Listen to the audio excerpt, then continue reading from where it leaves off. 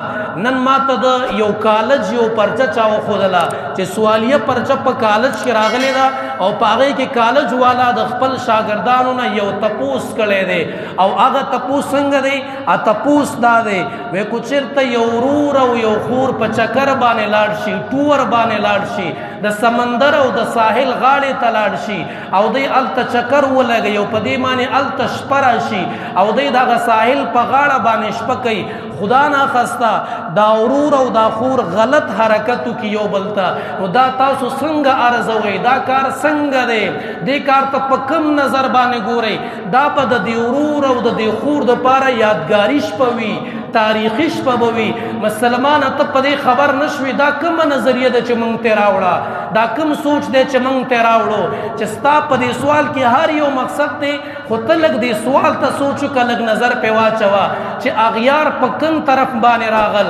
مستشرقین په کوم طرف باندې راغل بيدین خلق په کوم طرف راغل زما استاد زین نے د خور وقار ختم کو داغي عزت ختم کو تخپل خور سره په چکر زی او خدا نه خستا د اغي سره ستا غلط تعلقات نه دا څه د شرم خبره نه ده دا څه د پیغور خبره نه ده دا څه غلطه خبره نه ده سو وخمخ کی دی بيدین خلقو دی سیکولریزم خلقو دا چې اغیار دی او مستشرقین دی د یو بل نظریه مسلمان لور کړي وا او مسلمان ته ویلی مسلمانان عجیب نه وتا سره ستا په کور کې ستا خور راغټه شو هغه ستا په طبیعت باندې پویا ده ستا په اخلاق باندې پویا ده ستا په فطرت باندې پویا ده ستا په خوراک باندې پویا ده ستا په لباس باندې پویا ده ستا په ناسته ولاړه باندې پویا ده وته دا خور بل چاله ورکې او د بل سړي خور ته په نکاح کې وې خدای نه ده چې د خپل خور په نکاح والی چې د هرې خبرې نه خبره ده ستا د فطرت نه خبره ستا د خوراک نه خبره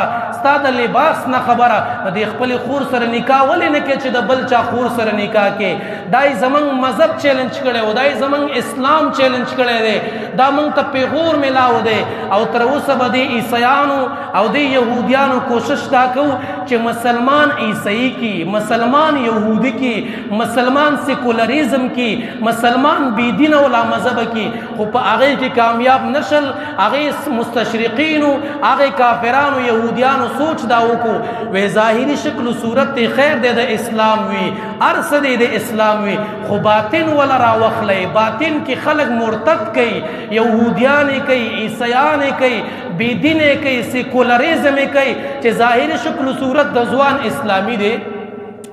ظاهری شکل و صورت د ځوان اسلامی دی او باطن کې ټول پټوله د اغیارو تابع دی فکر د اغیارو دی سوچ د اغیارو دی نظریه د اغیارو دا د اسلام نوم په بدلږي د اسلام قانون په بدلږي قرآن په بدلږي تو ورته اسلامی حکم وایا اسلامی حکم ته په یو سپک نظر باندې ګوري دا ورته شرم غونته ښکاری دا ورته پاتې کار ښکاری اسلام او مسلمان دا ورته لاندې مخلوق ښکاری او د اغیارو د سیکولریزم او د هغه کافرو مستشرقینو کارونه ورته ترقی افتخ کاری ځان ورته پدی باندې خخ کاری دا نظریه منګ له خلق راکړي خو ځوانانو یادو ساتي قسم د الله په ذات در تکوم قران تناسمه دا ګوري په ګوړه کې زهر دی دا په ګوړه کې زهر دی ولې نه پويږي ځوانانو ولې د بیغمۍ په خوب ودی ولې د غفلت په خوب ودی تاسو نو خو ایمان واغستو تاسو نه نظریه واغستله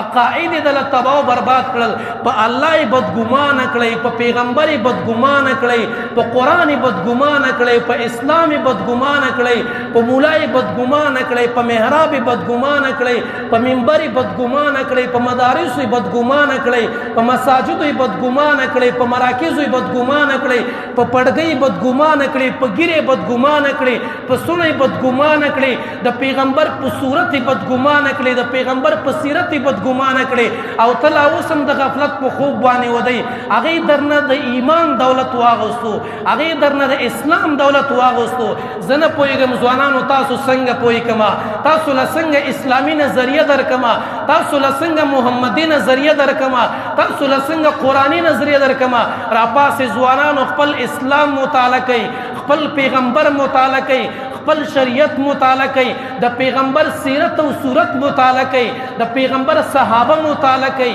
د پیغمبر قانون مطالعه کوي د پیغمبر آیین مطالعه کوي د پیغمبر نظریه مطالعه کوي د پیغمبر مشن مطالعه کوي د پیغمبر زندگی مطالعه کوي دغه کړهونه مطالعه کوي دغه قربانین مطالعه کوي دغه کوششونه مطالعه کوي دغه مکی زندگی مطالعه کا دغه مدنی زندگی مطالعه کا دغه جهادي زندگی مطالعه کا دغه تبلیغی زندگی مطالعه کا دغه دعوتی زندگی مطالعه کا دغه د مرکو زندگی مطالعه کا دغه د کور زندگی مطالعه کا دغه د مسجد زندگی مطالعه کا دغه د جرګې زندگی مطالعه کا پیغمبر او پیژنا چې پیغمبر درته معلوم شي چې څومره امن پسند سړی دی څومره خوش اخلاق سړی دی څومره ښه کردار والا سړی دی خو موږ هغه نه دی مطالعه کړی موږ د هغې په ځای انګریز کتلی دی موږ د هغې په ځای د انګریز قانون کتلی دی موږ د هغې په ځای د انګریز پسې روان یو د انګریز شپه ورځ راته معلومه د انګریز سیرت او صورت راته معلوم دی